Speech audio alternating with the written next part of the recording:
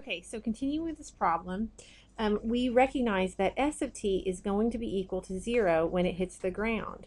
But we know that time. That time is 1.5 plus x, where x is the amount of time passed before Olivia saw it. And then 1.5 seconds pass and it hits the ground.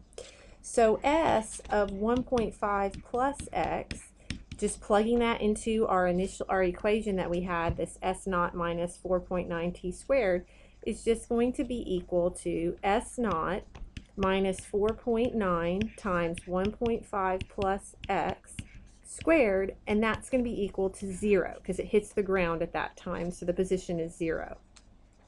Now you can solve this equation for S naught. So S naught is equal to 4.9 times 1.5 plus x squared, just moving it over. All right, so there's one equation. Now we have two unknowns in one equation, so we need to come up with another equation.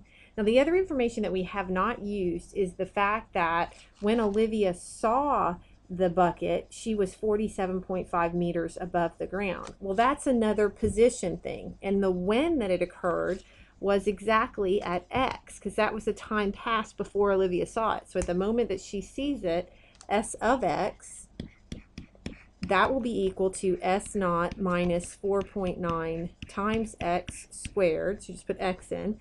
That's exactly equal to 47.5 meters because that's where Olivia was at that moment. Now we can solve this equation for x, moving that over, and you get 47.5 plus 44.9 x squared. Now we have two equations and two unknowns. S naught is equal to that. S naught is equal to that. So let's set those two equations equal to each other and solve for x. So you have 4.9 times 1.5 plus x quantity squared equals 47.5 plus 4.9 x squared. Okay, you can FOIL this out, so you'll have 4.9, 1.5 squared is 2.25, 1.5x plus 1.5x plus 3x, this will be plus x squared, equals this stuff.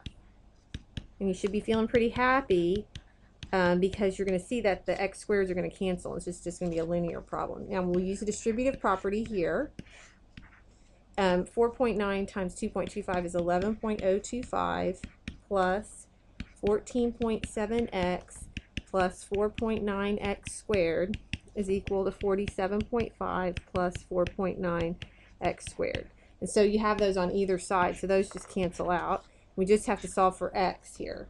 So I'm going to move that 11.025 over. So it's going to be 47.5 minus 11.025. And if you do that subtraction, 47.5x equals, that'll be 36.475.